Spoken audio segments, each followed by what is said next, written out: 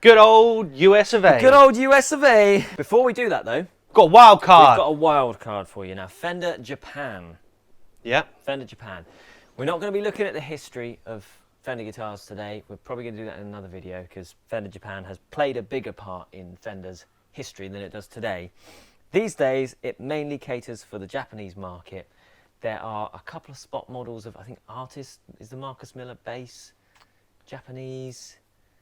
My memory's not that good. I think there's a couple of Artist models, and every now and again, Fender do what they call an FSR. If you ever see the term FSR, it stands for Factory Special Run.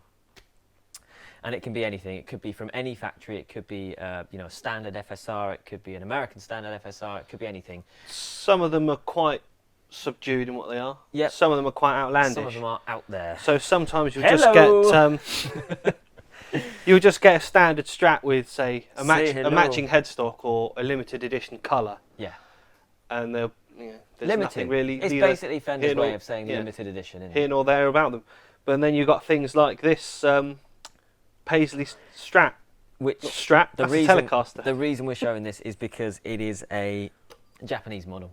So, yeah, every now and again, one of those FSR limited editions, they'll do maybe Japanese. They'll bring one over, introduce it into UK, Europe, USA. And this guy, the Blue Flower Telly, is a Japanese one. I think most people agree that build quality, kind of QC, components, all of those factors sit somewhere between the Ensenada factory and the California factory. It's very, very good. Yeah, it's good. It's the appointments that you get on the Japanese guitars and the workmanship is touching on the American stuff, really. And the price reflects that. So you can expect to pay somewhere between the top-end Mexico prices and the USA prices. For that one's 900 big ones. 900 big ones, there you go. See? So there Coming you are. in just shy of an American standard, but more expensive than an American special. Which brings us nicely onto this guy. I'm going to lose the Blue Flower now. I can hand that to the glamorous assistant. There you go. Road crew. Road crew. Stage tech. Yeah, so the American stuff. This nicely follows suit. Again, it fits in my little thing. Your three, your range, power of three. Power of three, kind of four, depends on how you look at it, but you know. So, American Special. This is the most affordable American guitar that Fender produce. It sits below the American Standard. So if we come back to that model that I've mentioned, this is the Standard.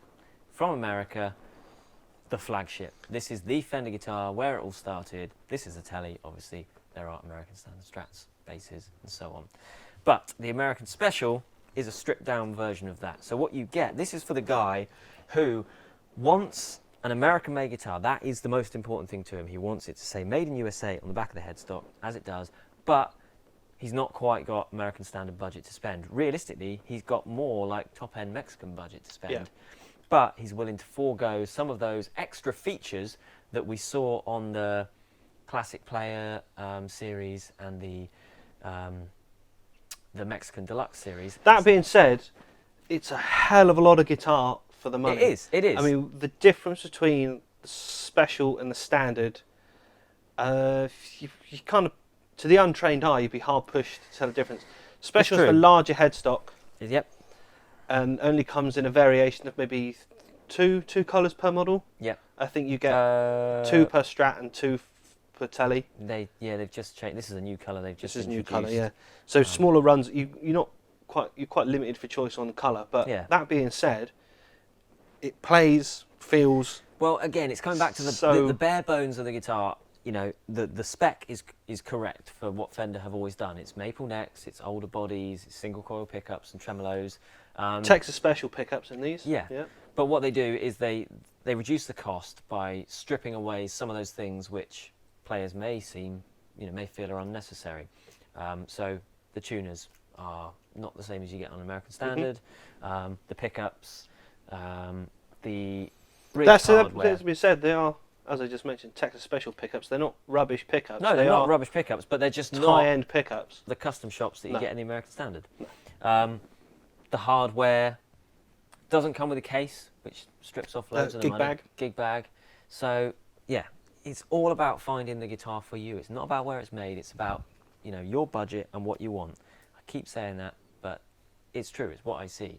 If you've got a certain budget, but you want a really highly spec'd guitar, it may have to be a top-end Mexican one. If you're not worried about the specs and you don't need, you know, noiseless pickups and glitzy finishes and everything and hard cases, but you want an American guitar, that's what's important to you. American Special. That's what it is. And it is a great value guitar. Like I say, the most affordable American guitar from Fender, and it makes a great option for modding and upgrading again, Yeah. because it's a lower price, people can buy it, swap out hardware, swap out pickups. Boom, you've got yourself a really, really nice guitar. So, American Standard, this is it. This is the one.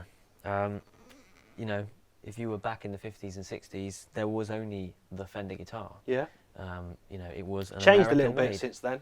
Has a bit. It has a bit. The market has grown somewhat.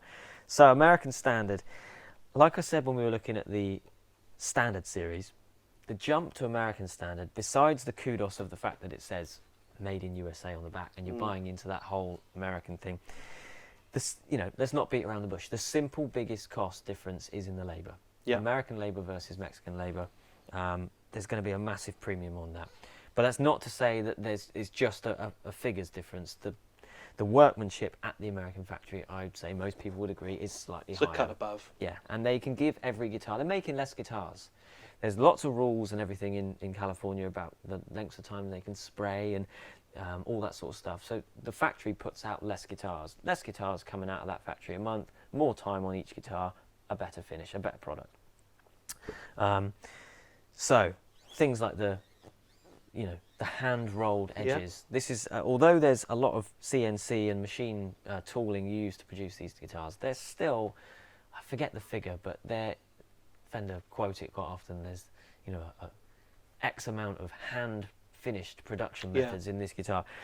It is fit and finished by hand, so the frets are rolled, the edges are rolled, the frets are very, very highly polished, so it feels really You get nice. a fall away in the higher frets, which you won't see in the stuff from Mexico and China. You've started so you get a bit of a lower action, slightly better playing guitar. Yeah, I mean, from your point of view, attention to detail. Would you be, you know, is it fair to say you can probably set up an American? You've got more control over the setup on an American I think you can eke a bit more playability out of the American. They've got standard. the Biflex truss rods, which means that the truss rods works both ways. You've got the old micro tilt adjuster there, so you can really make sure the neck angle is right. So again, it's these aspects that, although yes, it's still a telly, it's still an older body, maple neck, rosewood, whatever, single coil pickups. They've now just given it that extra finish. The hardware is higher quality. They use steel saddles and steel trem blocks on the American Standard Strats. You've got the higher quality tuners with a better gearing ratio. I think they're 18:1, which again, without being too technical, just means that the gears feel much smoother. Yeah. You can be more precise with your tuning. The frets are finished lovely. There's no rough edges. It feels like a guitar, although it's brand new, it feels like a guitar that's been loved and played a little bit. And when you pick it up, it just kind of, it's got that thing. You've got the tummy cuts now on the Telecasters, which just makes them a little bit more comfortable. And the pickups. Now, the pickups are something that change. Obviously, it's 2016 at the time of shooting this video. If we are talking to you in the future, then things may have changed. Hello, Martians. Yeah. Fender do like overlords. Depends on that one went. It's dangerous times at the moment in the UK. We never know where we could be in the future. Who's presenting Top Gear? Leave us a comment. Yeah, leave us a comment. Is it Boris? Is it Nigel Farage? You'll have been executed by then. Fingers crossed. You can't say that. Yeah, I can. You can't. I'm say only that. saying what people are thinking. Anyway, yeah, Fender like to change the spec. You know, they can. The American Standard, the guidelines for it stay roughly the same, but every 3 or 4 years they'll do a little change. They'll tweak something here and there, and most recently it was the introduction of the custom shop pickups. So now, what you're getting is pickups that are custom shop built. So these things sound amazing. They're an expensive pickup to buy. Add them into this guitar, and you can see why the price is what it is. So that's American Standard. Now, just before you put that back, yep. so the eagle-eyed may have spotted that this has a matching headstock. So this is American Standard. Is this limited edition or is it FSR? FSR. So this again is an FSR because it's got the matching headstock. That is the only difference between this and a regular Standard. Which backs up what you were saying before. Sometimes FSRs will be crazy and wacky. Sometimes they'll be very subtle. So once you get to American Standard, if you want something above that, again, just like we saw at the last factory, just like we saw at Squier, you've got to go to 11. The quality stays pretty much the same now, but the appointments, the features of the guitar are going to vary somewhat. So behind me, what we have is one of their brand new Elite series, American Elite, formerly known as American Deluxe. They've revamped them for the new generation for 2016, and they're American Elite. And we have an American Vintage. So it spreads, it splits. Are you the modern player? Are you someone who's looking for noiseless pickups, compound radius, S1 switching, modern bridge, locking tuners? Are you demanding that kind of a Ferrari guitar that's going to play, you know, super fast and be set up really low and sound great and play with gain? Or are you the traditionalist? Are you looking for an American vintage guitar like this one here, which is a 54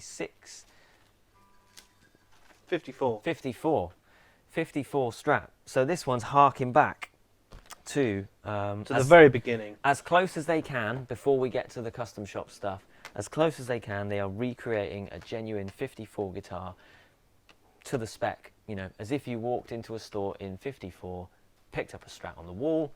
That's about as close as it can get. If you look carefully, all the pickup covers and the switch tip and the pots, all this plastic, is all different. It is. To a Standard. It is. No? It is. They're rounder. These are all square edges, and they're all rounded off. That's how they were. And that's how they were. On the first run. They actually look. When I first saw them, I thought they look a bit cheap, don't they? But you're not allowed to say that. But they do. They kind of, the plastic looks a bit plasticky, if you know what I mean. But it's period correct. It's right. So I think that's one of the big differences to say about the American Vintage. Whereas with the Classic series from the Mexico factory and the Classic Vibe from Squier, those guitars are influenced by vintage guitars, but they've had to make adjustments and they modify them in some way. They have a distinctly different feel, don't they, with these older necks? Once you get to the American factory, obviously we're talking a much higher budget. These guitars are 1,500 quid plus. So they can put that extra legwork into matching the specs and the build quality. So this really is about going after that 50s spec. They've analysed it, they've taken genuine articles from the 50s and 60s and recreated them as best as they can at a sub-custom shop level. So we're going to get to custom shop, but I hope that makes sense. Just to reiterate, American Standard.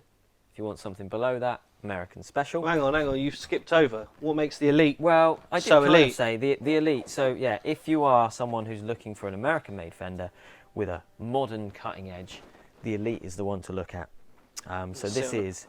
Back, he's got a cutaway heel as well. This is the Ferrari guitar. It is, meant to go fast. What we've got are locking tuners over the standard non-locking tuners that you find on pretty much every other Fender guitar. Noiseless single coils, so they won't suffer from that mains hum that you get with a typical single coil. S1 switch. S1 switch. For different pickup options. Series and parallel. Yeah. All the rest of it. It's got the... we haven't got an American Standard. Strat. It's still the two-piece, the two-pin fulcrum bridge. New truss rod. Truss rod's been moved now down here, so easy access for those quick adjustments to make sure your guitar's playing perfectly. 5 minutes before a gig, if the neck's moved a little bit, there you go. Yep. Off you go. Interestingly, which I think is really cool, compound radius. Yeah. And a compound neck profile. And what that means is the neck changes from here to here on both sides of this guitar. Briefly touch on radius, because this is something that I get asked about all the time as well. If you don't know, if you see the radius measurement for a guitar, what it means is if you see a radius of 9.5, which is a typical Fender radius, it means if you were to look down the neck like that and draw a circle like this. You should, I'll interject here, that's the top tech. Just go tip. for it while I hold Someone's this. bound to disagree with me. You should never look at the neck and the body like that, because you've got all these in the way, it skews your perception. I know. I'm just saying. Just thought I'd mention it, as you say. I'm just saying. I'm not saying I'm looking down it, but if you imagine a circle drawn like this round there with a radius of 9.5, and then you chopped a piece off the size of the fingerboard, that shows you the curvature. So it's to do with the curvature. If it's a 7.25, which is on a vintage guitar, the circle's smaller, therefore it's more curved. Yeah. If it's a 12-inch, then the circle's bigger, it's a flatter radius. So this before you move on, that affects your playing, how much you can bend the strings. It does. So a flatter radius means you can get more of the bends in. Yeah. Whereas a curved radius, they choke out, don't they? If you've got a vintage style guitar and it's a 7.25 radius, it means that if you imagine it curved like that, if you were to do a big bend and push into the middle, it might choke out. String bumps into the fret and cuts out.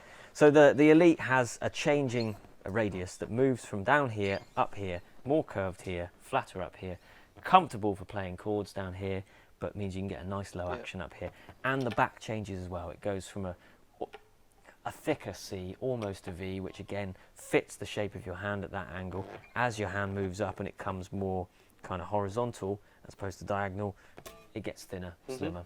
So yeah, the Elite is the one. All the hardware is improved on all the American guitars, American standards and upwards. You've got the steel trem blocks in the Strats, steel saddles. Yeah, so there we are. So we have a listen.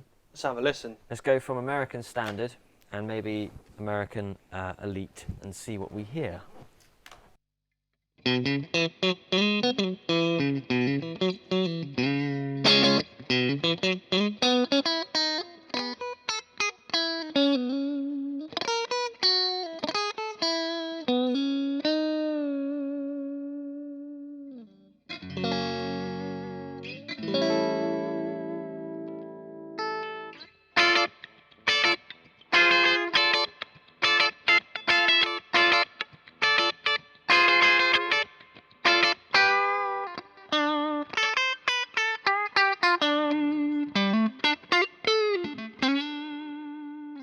Sound nice, those Texas Specials. Sound good. Let's give them some filth.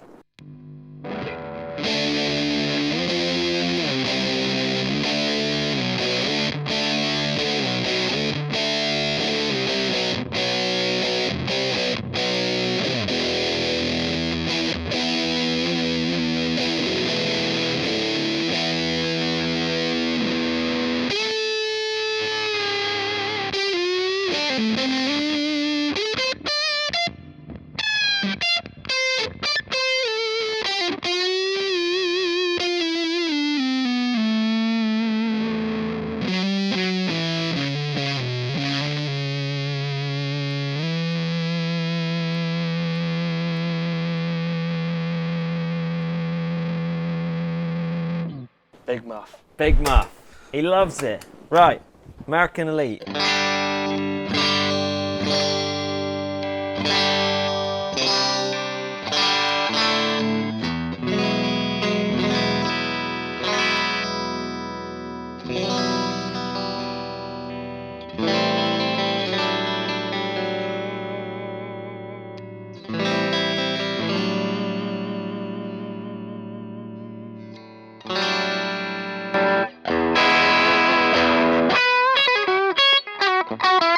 Noiseless pickups, so no hum.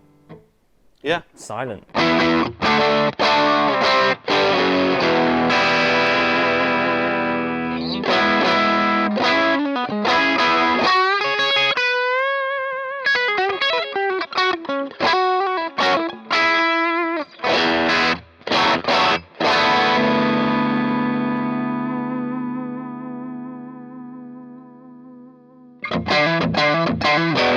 There you go.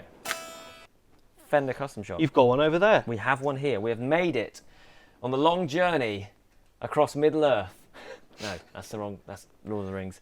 We've made it from the Bullet Strat all the way through the entire range, up through Squier, Standards, Classic Series, American Specials, American Deluxe, American Standards, all that stuff. Boom, you end up at Custom Shop. What is Custom Shop? That is something that I get asked a lot in store, and put simply, it is a completely different factory, which is not completely true because it's a factory within a factory, or a department within a factory. So these guitars are, cool. This is not my word, but Fender's word. This is Fender's best. If you buy a custom shop, you get a certificate with it that says quite clearly, thank you for buying Fender's best. Yeah. It's a factory within the California factory. What happens is the team, the work, everything has got smaller, so the time they put into the guitars has got far greater. I think there's only about 50 members of staff in the custom shop, and that includes... I didn't even think it was that many. I thought it was but less that than includes kind of, a lot of people... The girl who answers the phone. They probably share that between the American standard. And anyway, the master builders. So there's a couple of terms to say first. There's two types of custom shop guitar. There's a team-built guitar and a master-built guitar. So what the custom shop does, it kind of operates separately to the rest of the Fender lineup. Everything else is production line guitars. They produce them in relatively high numbers, and they don't tend to change that often. You'll see a series of guitars introduced into the market, and it'll be there for a few years. Then they might make some changes, and it's still there in a slightly new form. Custom shop is a custom shop. It started like that, just doing purely custom work. These days, they do produce guitars which are, they're not custom ordered. They don't have to be custom ordered. They'll come up with their own ideas. They'll make interesting pieces. They'll do a run of 50 of these, a run of 50 of those. They make Correct me if I'm wrong, but there are I wouldn't want to say standard models, but consistencies in the custom shop. So they're always making like a 56 Strat or a 52 Telly. Yeah, they're the team building part of the custom shop. Yeah. They put out typical models that everybody wants to see. So 56 Strats, 62 Strats, 52 Tellys, all that sort of stuff. But on top of that, they do spot runs, they do limited runs, they do all the NAMM show guitars, which this is one of. So that's the team building part of it. The master building part of it is, if we're talking food chain, they are top of the pyramid. Yeah. The master builders are 9 builders who are Fender employees, custom shop employees, chosen to be the best of the best guys, and they are the guys who make guitars for your favourite Fender artists, your Eric Claptons and John Mayers and all that sort of stuff. John Mayer's not a Fender artist anymore. Shouldn't have said that. But Yngwie Malmsteen is. Malmsteen. They are the guys who make the guitars for the stars, and they can make guitars for you. You can order a master built guitar. You can phone Fender up and say, "Hello Fender, I have a lot of money that I would like to plough into a nice guitar. I would like." Pick one of the master builders to build a guitar for you. Spec it out. Discuss it with them. They will build it from scratch. And they are the only person involved in that guitar. If it's a team-built custom shop guitar, it's going to have more than one set of hands on it. It's going to have still very few hands on it, but more than one set of hands. There's going to be people who do the pickups, such as the famous Abigail Ybarra, who is no longer there, but look into her. There's a whole story behind that. It's that kind of guitar. So again, I must say they do follow suit with what we've seen for the rest of it. They generally make stuff which is kind of standard, like you say. They'll refer to it as NOS models, new original spec or new old stock. So they're shiny guitars. They look new, and they won't be one way or the other. They won't be too vintage. They won't be too modern. Yeah. Then they'll do the Relic series, which I'm sure you're all familiar with. These are the vintage guitars that are artificially aged to look, feel and sound the part of a vintage guitar at a fraction of the price. And then they'll do deluxe stuff as well. They'll do things with noiseless pickups and locking tuners, and so again there is a guitar there for everyone. And if you can't find something, then you can place a master build order and have something completely made to your spec and whatever you want. But that's what it comes down to. And I think when you look at the custom shop and you see why the guitars are priced like that, you see that they are kind of getting first choice of woods. They're picking a lot of their timbers by hands. They're hand winding their pickups. They're using really nice steel for all the bridges, and they're putting a lot of like man hours into the guitars. When you look at it, it kind of makes sense at that end, and then what you have to do is look back down and understand those changes in reverse.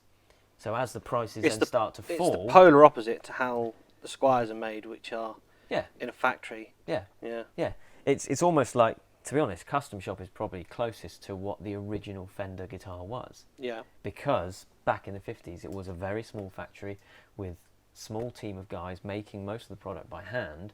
Obviously, as time's gone by and they've grown to become pretty much the biggest guitar brand in the industry now, they've had to expand. But the principle of the Custom Shop is that it's a small team of guys making guitars largely by hand with the finest components they can get their hands on, and they get to do all the interesting stuff. They also influence a lot of the other models that you may see from the Mexican factory, the standard factory, even some of the You Squier see some stuff. like on the back of Baja Strats and things. This is designed by Custom Shop. Yeah, they're the guys that are messing around. You know, they will get...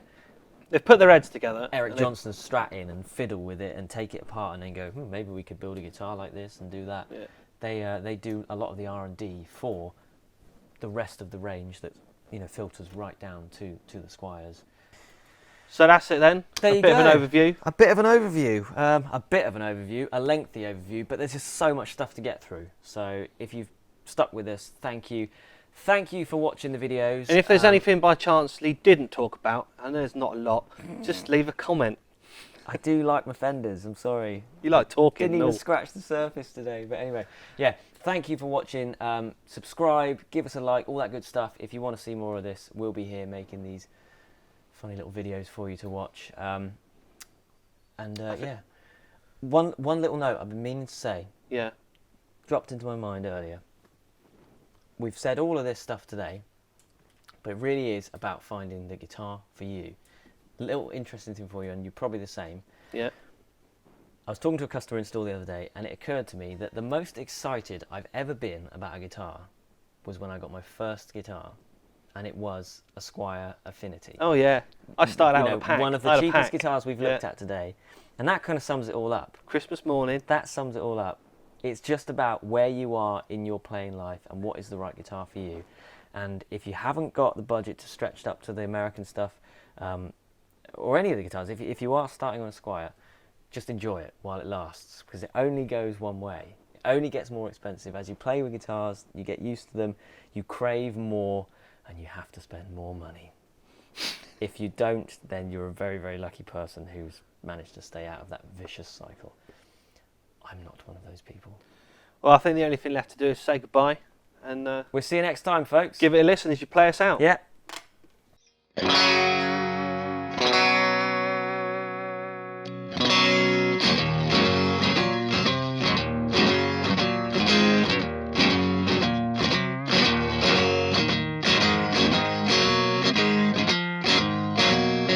Need a bit of fill.